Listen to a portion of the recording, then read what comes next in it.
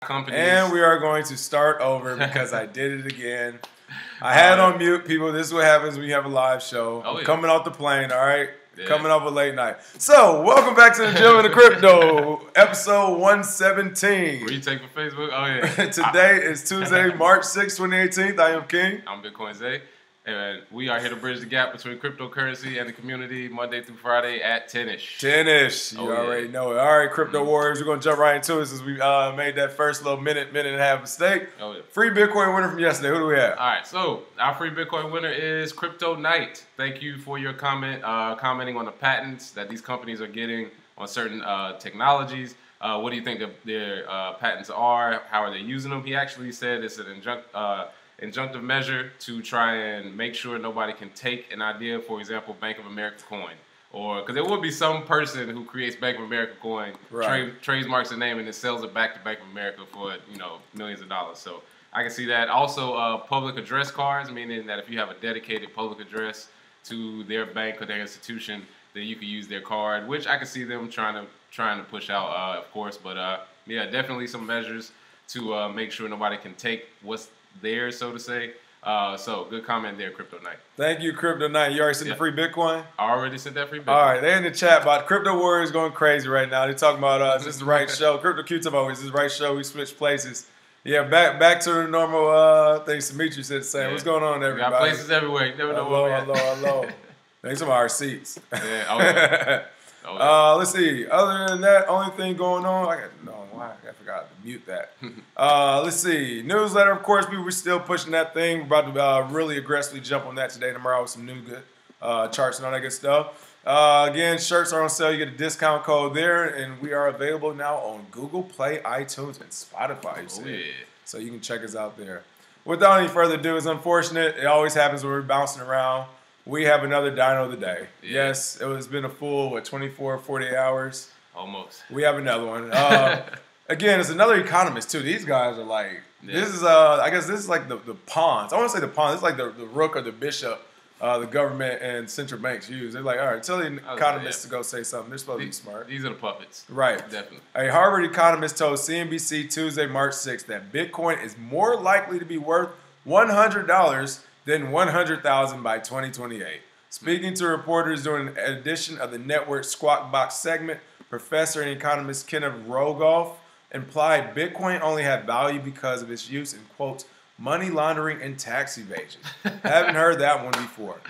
Are you serious? Tax evasion? These people need to be arrested too, matter of fact, because they're manipulating the market. You want to talk about manipulating the market and giving out $100,000 bounties on Telegram for some 14-year-old kid in another country. Yeah. I mean, you got economists saying this is why the price is going to go down to $100 without any tangible actual evidence or any factual evidence. Yeah, so, especially from the tax evasion part of it, because if people are evading taxes. I was gonna say, if people are evading taxes, how long could that have lasted? 9 years at the most, or 8 years really since it hit exchanges. So even if people are doing it, the history of people evading taxes goes back hundreds of years. So if you want to talk about the price of something, that's why certain things cost the way they are. But how does that determine the price value of Bitcoin? I don't know, because the market value doesn't come from people using it illegally or tax evasion. It actually comes from big money people getting into it along with consumers. So if he had some report based on consumers don't like it anymore or institutional investors are moving away from it, or nobody's accepting anything besides what you just think based off of your in-depth expert experience in the crypto market, which I'm sure he has now. P-Man Van said great. He said 2028. How does he know what's going to happen in 10 years? Exactly. I mean, it's kind of ridiculous to even be actually talking about that. Yeah, it's kind of like the guys in 2012 who were saying, in 5 years Bitcoin will be, down to zero or whatnot. And then when it blew past that, they started saying, well, it'll never make it past 1,000, or it'll never make it past 10,000. They just keep moving the goalposts. I'm sure in 2028, I believe it'll be past 100K. But if it's way beyond that, at that point, like I said, he'll move the goalposts and say, well, people accepted it, but it's a bubble. Or it's still a Ponzi scheme because blah, blah, blah. People always find some way to discredit it. So. Non-coiners. Sounds like somebody didn't buy in time. Either way, let's go ahead and give them that loud. Well, before I do, let me make sure this sound is up. Yeah, same guy that said Bitcoin will collapse. These people, keep coming. Let's give him that loud roar. He deserves it. 2 times. One more for yourself. There we go. I mean, again, we talk about these people every day. I would think it just would literally be old news, but they keep coming out the blue, telling everyone why it isn't good, but not actually telling them why it isn't good. They're just saying it, but no evidence, no constructive criticism. And here's the biggest thing: the reason why Bitcoin was invented, again, going back to the white paper, was so that we couldn't have another bank bailout where the government takes millions and billions of dollars of taxpayer money to give the banks, which is used as their own bonuses. Yep. So regardless, if it's not Bitcoin or crypto isn't the answer, I would think people at this level, you talk about a Harvard professor, come with a solution then. Come with a solution. Stop coming with negativity, all right? Yeah, it's a lot of smart, dumb people that's coming out and showing themselves, or weak enough to say what somebody told them to say because they got to hold on to whatever that little bit of I'm a Harvard professor, I'm smart is, right? Which a lot of smart people have done, and then they've about-faced and turned and said, well, actually, the crypto does have the use case, it does, blah, blah. It's okay to say you're wrong, people. I think the biggest problem here is that people are afraid to say, I don't know, or I don't know what I'm talking about. I don't know, I missed the or bus. I messed up, I'm not sure. So, people always find an excuse. Well, right on the backs of the Harvard professor, which is probably why they called him up anyway, the Financial Crimes Enforcement Network, a.k.a. FinCEN here in the United States, let out a statement in regards to, I guess, regulations and how they look at them. And they said money transmitter rules apply to ICO developers and exchanges. This is big. And especially you ICO guys. Right. ICO, people doing ICOs everywhere. It even just the exchange part, because again, the government, they don't work on a 1 and 2 year plan. They're saying that right now. Again, in 20 and 30 years, they're coming for more. They're coming for customer data and all that stuff. So, but this is big because if FinCEN is coming out the blue, by the way, again, nobody's voted for this stuff. There hasn't been any discussion with subject matter experts in the industry or just local community people, their own constituents. There hasn't been any discussions. They talk about this over coffee. But FinCEN came out the blue without consulting with anyone and went ahead and said that, ICOs and exchanges had to follow these money transmitter rules. And that's important because the money transmitter rules by FinCEN, which is, a U.S. Federal agency, means that it's an automatic felony if you're not following their rules and regulations according to how they see fit. Which so they can just make up as they go. Clearly, they can make up as they go. Yeah. So it's something where you literally have a group of people we actually voted for, but probably most people just go straight ticket, or been appointed, but in a government position. So yes, work for the public that have decided to, out the blue, out consulting the public, consulting constituents, consulting the industry, say, well, from now on, you all have to follow these rules as well. So now, again, we're talking about the IRS, the SEC, what's the other one? CFTC. FinCEN. This is another one. The one with the it's with an N, something regulation, but it's about 5 different regulatory bodies here in the U.S. Federal. We're not even talking about state at this point. 5 different federal agencies who aren't even on the same page, trying to job for position, because it's all about the money again. Saying that this is what you can do, this is what you can't do. They're literally using their own agency, their own, their own personal buy, what they think is theirs, to carry this out and execute this. I mean, the SEC did 80 plus subpoenas to a bunch of companies. Says who? You just got FinCEN saying they got to follow them. We following 5 different bodies now? Exactly. And in my opinion, if you have that headbutt between those companies, what you're going to find is people are going to say, okay, well, the U.S. doesn't know what they want to do. They want to overregulate it. We're just going to go to other countries. They're going to drive people to Switzerland. They're going to drive them to Estonia. They're going to drive them. And that's the part I'd say about these regulators. They're going to eat themselves trying to figure out how to take money out of people's hands when they're like, this is a global currency. What do y'all not Are you going to regulate the entire world? Yeah, exactly. What do y'all not understand? They're like, no, we're just going to tax the U.S. people. Yeah. But, and again, it's just crazy to kind of see this happening out because no authority, no guidance. They're just moving forward with it. And that's a scary thing, I think, in general. And right now, I think ICOs can get picked on because there are a lot of terrible projects that are just money grabs, obvious. And that's what they're going to eat them, But as the space gets more mature and we have more of an ICO framework, so to say, and people start saying, okay, this is what works, it's going to be even harder for them to make up rules to take money from them, because then they're just going to say, okay, well, like Andres Antonopoulos says, innovate faster than they can regulate. Right. Somebody will come up with something else that'll make it easier for people to, pay for ICO or to use it. So, in my opinion, they are literally eating themselves right in front of your eyes. No, it's literally theft and corruption on a broad level. I mean, and think about it as a small business, which most of everyone in this industry is. So they're just getting started. Some have more money than others, but it's still a small business, not a huge entity with thousands of people, unless we have some of these companies that acquire other companies. But so you're talking about a small business now has to pay 5 different government regulatory agencies. That's what happens. You have to get these licenses through each one of them. You have to pay each one of these agencies and then pay your lawyers just to get a crypto business started right now. So you're talking about at a minimum 50 to 60K. I mean, literally 50 to 60K minimum out the blue that just appeared within last summer to last October, November to this year. So last 6 or 7 or 8 months, you know, all of a sudden the government body said, well, yeah, you guys need to get these licenses in different places and pay us. That is theft and corruption. Reality, it should be a short white paper and a good business plan. And I was going to say that about the ICO. Code. That should be the only 3 things you really need. If the ICO is that good, or if the product is that good, it will be just like how Mark Zuckerberg was in Facebook days. These ICO people will come out with it wearing a robe and hair messed up and saying, you're either going to like this product or you're not, really can care less. Because it works. So. But when you start getting into people's money, all of a sudden, you got to get their hands on it. This is crazy. Speaking of government, you know, and their overreaching abilities, U.S. Marshals Services sell nearly $25 million worth of seized Bitcoin at an auction. The U.S. Marshals Service has announced that it will be auctioning off approximately 2,170 Bitcoin seized in the course of various federal, criminal, civil, and administrative cases. A press release stated March 5th. And one of those cases were the $800,000 worth of Bitcoin stolen from the federal agent during the Ross Ulbricht infamous Silk Road case. So they got that from their own people. Yeah, they can resell it back to somebody else. The auction will take place. Oh, and he stole it, to make it myself clear. The auction will take place on March 19th. You know, next week, looks like a week and a half, 2 weeks from now, from 8 a.m. to 2 p.m. EDT. Bidders who wish to participate must fulfill the registration requirements by noon EDT March 14th, complete with a $200,000 deposit. They say if you don't have any money, stop wasting our time. The Bitcoins will be offered in 14 different blocks, 2 blocks of 500 BTC, 11 blocks of 100 BTC, and 1 block of approximately 70 BTC.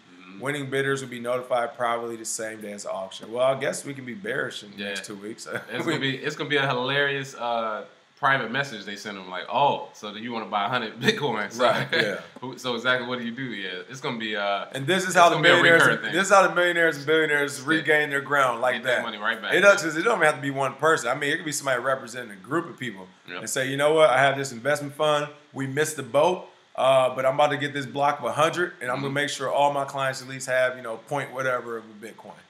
That is literally how they get back into the game. And I mean, I would get in on it if that Harvard professor could convince the government it actually is gonna be $100 one day. Right? You know so what?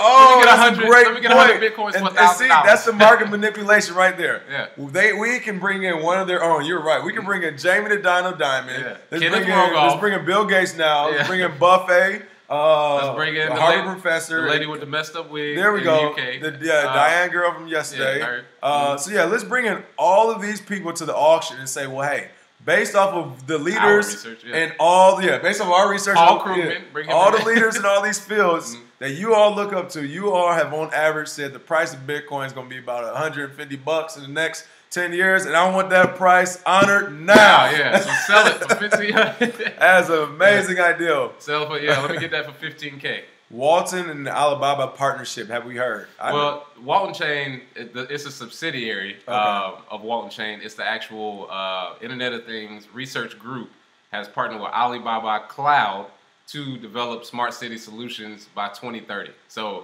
I want to make sure people get that headline right, because some people just see Walton Chain, Alibaba, and that's how they do the marketing. That's how it goes. But once you read more to the story, it is more of a development type deal where they're trying to make smart cities. And like we said, with most of these altcoins, the good news they get is in preparation for what they can do. It's not that they can do it right now. You know what I mean? There's some that, you know, in the future they look great, but don't really read into this big news. They partnered up. Oh, they're gonna be using it for, you know, the next foreseeable future.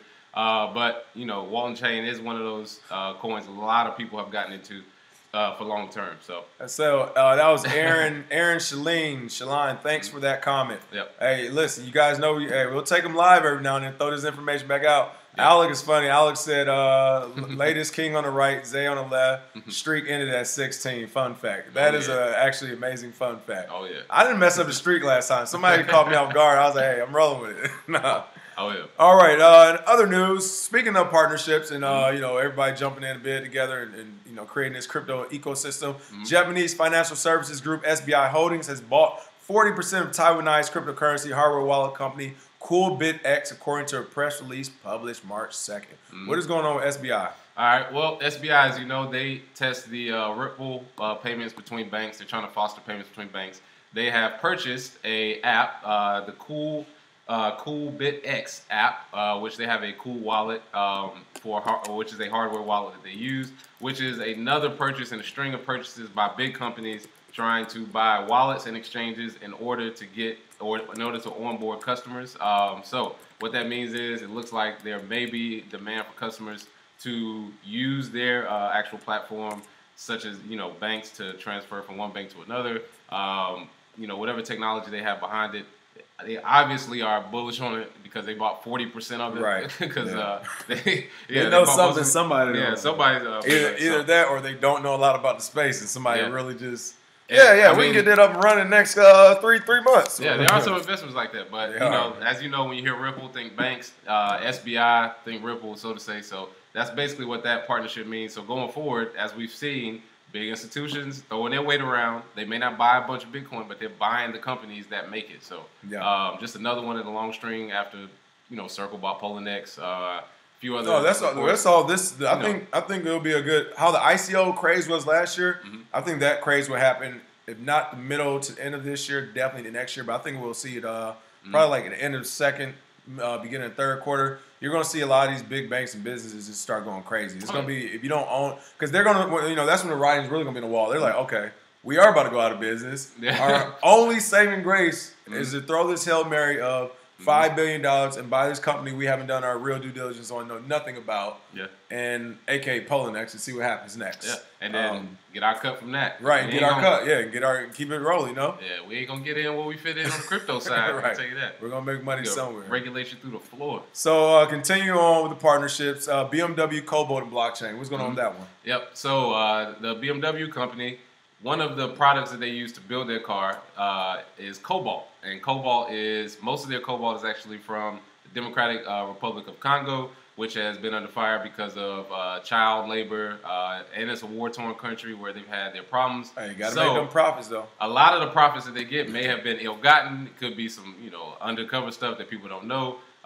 So in that response, a lot of these companies, what they can do is they could have used child labor before, but they can use the blockchain to verify where their products come from. I still think there's a way around this, so they'll find it, but in the public light, it'll make them look good because they put this on the blockchain. You can verify where all the materials come from, and it'll help with business later because people look more favorably on your company. So, and we've seen this with companies implementing cryptocurrency. Benz, they have MobiCoin, which they've only put it out for about 500 Mercedes-Benz drivers in the world, so it's not very big. Also, Porsche has partnered with a blockchain company, XAIN, to try and do the same thing to make sure. We talked about Dubai. They have their same thing with the blockchain, trying to track all the parts of the car. So I think it's just, like we said, business copy each other. If they see one come out and do it, it works, they'll do it themselves. So. Well, and then you mentioned it a while back ago. You were like, it's going to get to the point, we're already getting there, especially in our community ecosystem, but it's going to get to a point where companies and your customers and clients will be like, why isn't this open source? Why can't I see? Why isn't this transparent? What are you hiding? So, kind of why can I see where my car came from? Right, exactly. Like, and then, you talked about the Cobalt. I can see that happening with diamonds and all that stuff. Is this a blood diamond? Right, you'd be able to know. Kanye can finally figure it out. And with that MobiCoin, that was, like you said, with Benz, it's manufacturing giant Damier AG. And a couple interesting things about that project. I mean, who knows if it will work or all that stuff. They just launched it in February. But with that MobiCoin, they're going to be testing for the next 3 months, like you said, with the 500 drivers. 500 people. Basically seeing, if they are driving eco-friendly and they're driving safely, they get rewarded with the coins. And it looks like those rewards could be redeemed, or the MobiCoins can be redeemed for VIP tickets. So like fashion shows, auto shows, and also like races and stuff in the country. So it's not really it's a but that's pretty cool. But it's close enough because the next development will be a company that will use it for anything. So yeah, that's true. Oh yeah, that's a yep. good point. So, hey, good developments there. Good for BMW. Ramo Jones said they're partnered with JP Morgan on his Twitter. Did you see that one? No, I didn't see his Twitter today. Yeah, that's funny. But yeah, I mean, what won't Roger Ver do, man? Crypto Q says, "Zay, is that a honey badger?" Yeah. That's why I started smiling. I saw Crypto Q comment about a couple days ago. The honey badger of money. That's good. There we go. Oh yeah, that was a good one. I haven't seen that one before. All right, last but not least, there we go. Inspired by Venezuelan Petro, Cambodia may issue a national cryptocurrency. I think that's number 4, right? Country number 4 or 5? Yeah, number 4. Following last month's launch, and they say last month, I mean, really, it's like 2 weeks ago. Following the 2 weeks ago's launch of Venezuelan government's backed Petro coin, Cambodia is considering launching its own crypto project named Intipay, a press release for the Association of the Southeast Asian Nations Blockchain Summit reported March 2nd. I mean, hey, we talked about this. Good to see it. Yeah. I mean, more awareness. Not that we ever think it was going to work. You should ever buy into it, but just the fact that they're doing it again. Yeah. The minute one of these big nations really push it forward, which they will have to eventually do. One of their big brothers are. Right. I'll tell you that. And once that happens, everybody's going to be like, okay, this is real. Yeah, because I mean, right now it is a country back. Yeah, it's trash. Right, yeah, of course, yeah. Nobody's buying it. Crypto Q said Poppy coin, right. Yeah, Poppy That's pretty funny. Yeah, so I mean, right now, like I said, it's one of those things that's like, all right, nobody cares about y'all's country's coin. But I will say, nationalizing crypto is just more good. All, headlines are good headlines for Bitcoin because more people see it. And then they start asking questions, and then they may start off thinking, oh, this national cryptocurrency. Then they realize, or they may see somewhere, oh, there's other cryptocurrencies. And boom, there we go. We got people right into the market, they did the work for us, basically. Right. So, it was interesting to see. One comment I want to go back to I saw was, let's see. Oh, John Siebert. Always has some great comments, too. Thanks for this one. Oh, yeah. Problem with blockchains as a database of real-life things is that they introduce someone making an input into databases, and you have to trust them. Exactly. That is the thing about it. And I was actually thinking about that after I said the diamond thing. I was like, it would literally have to be some way you could either place something inside of it, I guess, like the code, QR code, or whatever. Live streaming on your website. Right. You had to put QR codes or something on backs of gold. But no, you're right about that. That is the one thing that's open to flaw. That's one big problem with commodities in general is you don't know the supply. You don't know how they're getting the supply. You don't know who made deals with who under the table. That's why it's sort of one of those things where we know gold, silver, all these markets are manipulated to an extent because whoever's in control controls it. I mean, De Beers Corporation got 80% of the diamonds. How? How is that even possible? You know what I mean? So, I mean, it's literally one of those things that it's a way to change, but it is going to be hard. It's going to be easy. I can see Jamal J, what's going on? Listen, hey, I'm confident in general that, this is a good thing about crypto. That, Andres Novas always hits on this too. He's like, we've actually established a communication network and a trust system now internationally, which we never had. This on top of the internet where it's almost like everybody's speaking the same language. Everybody finally has one currency. All right, that's one thing. Then we'll actually get to the point where it's the same language or the same whatever. But my point is, I am very confident that all of these issues, whether technical or fundamental, can be solved at a faster rate now that you literally have a lot of people in the world on the same page sharing the same information. So before we didn't have that. Before it might only be the people in your state, your college, your school, your nation. Especially in China, you got the firewall. It's closed off. North Korea, it closed off again. But just on the live stream, we get some comments from you all around the world again. So these are like a lot of the issues, something similar to that I confidently feel that someone will eventually solve. But absolutely. Yeah. Jamal J, what's going on? Let's see. A1 Dubs. Yeah, go ahead. If government coins fail, would that hurt cryptos as a whole? May make mom and pops leery of investing. Actually, I think it would have the inverse effect because if national cryptos fail, that would turn people to realize national cryptos don't work. The real cryptocurrencies work. Right. We need to use those cryptocurrencies because I think you're going to get a lot of propaganda. This is the only coin you should use. You shouldn't use these other coins. They're unstable, blah, blah, blah. And then all it has to do is not work once. That's the one thing about economies. That's true. All it has to do is fail one time while people are aware. The last time the economy failed in the U.S., people wasn't as aware. This time, awareness is at an all-time high. So as soon as there's any type of change, You know, and I just knew like, I couldn't trust you I again. knew it. Yeah, exactly. That's right. And it's over from that point. Right, So they're going to be fool me twice, shame on me. It's going to be, all right, it's not going to happen 3 times. Yeah, so in these smaller countries, if they have a national crypto or they have a government telling them our cryptocurrency is better, and around the world, other cryptocurrencies are flourishing better than theirs, all it has to do is kind of fail one time, one technical mishap, and then boom, people are like, nah, national cryptocurrency stuff don't work. Right. Too many rules, bro. Right. Yeah. All right.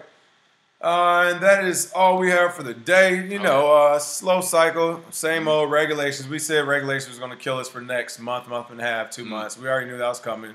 Coming to the year, right? Oh, yeah, it's darkest right before the dawn. Exactly. That's all I gotta say. We'll get done with that. As far as the free Bitcoin day, what are we doing? All right, for the free Bitcoin, one of the best topics this weekend I was reading about was Neo FUD. If you saw Neo, there was a long report got put out on Twitter. And then it was followed up by other people's reports about Neo being very centralized between 7 different operators, and that if one node went down, that the actual algorithm wouldn't work. That Neo FUD or this weekend was one of those things that when it pops up, the price always tanks, and it was a triple top anyway. So from a TA standpoint, it wasn't really that good to trade right now, but I want to hear your take on Neo because some people are mixed. Some people realize that every coin who's ever made money has had this type of FUD: Dash, Ethereum, Litecoin back in the day, Bitcoin forever. Or do you think this is something that is a problem, and because it's so centralized, it will fail? Tell us your comments, put that public address, and we'll send you that free Bitcoin. All right, so put that Neo information there, and we'll get that to you. Couple comments. Jamal J, what's going on? Jamal's from New York. Just tried to convince my gym trainer to open up to taking Bitcoin. He said you always with some conspiracy stuff. He said, man, I'd rather deal with the banks. He said, scared. I'll have $1,000 a day and $0 tomorrow. That's what guy at the gym told me. He was like, I don't want to cash it out because it might be here and then it'll be gone tomorrow. And I was like, okay, so when does that ever happen in Bitcoin history? Right. Well, again, it's funny when people do talk about Bitcoin and crypto. And this is how powerful it is. You really want to. They only talk about the worst case scenarios. They talk about the worst case scenarios.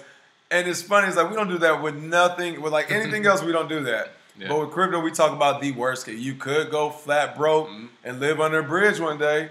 Or you could become crypto rich and be in these Lambos. Exactly. Like, most people don't buy real estate and say, nah, I ain't going to get it because I could get a tenant that slips and falls and sues me and then I lose my whole business. Which that is a very big possibility, but that doesn't usually keep people out of buying it. So, goodness. You got to find your way for that to not happen. Alec, much appreciated. Alex said, don't forget to end screen today because he knows I've been forgetting it every day. As we end this on last couple of comments, I will put the end screen on. Boom. It's looking good. Thanks to Alec. Big shout out. You have our YouTube channel popping right now. It's looking great. My man. Torrance J playlist. Thanks for the comment as well. Again, people, if you haven't already, you can go on to KirbyCrypto.com. Sign up for our digital assets group newsletter, Discord group, all that good stuff. And go ahead and make some money this month, as well as get some of these nice shirts we are usually sporting, even though we aren't today. And again, you can hear us on Google Play, iTunes, and Spotify. Until tomorrow, cheers. Thanks for the support. Smash. There we go. Vaughn, thank you for putting it because I almost forgot how to say it. Smash that like and share button, people. Oh, yeah. Cheers. Appreciate you.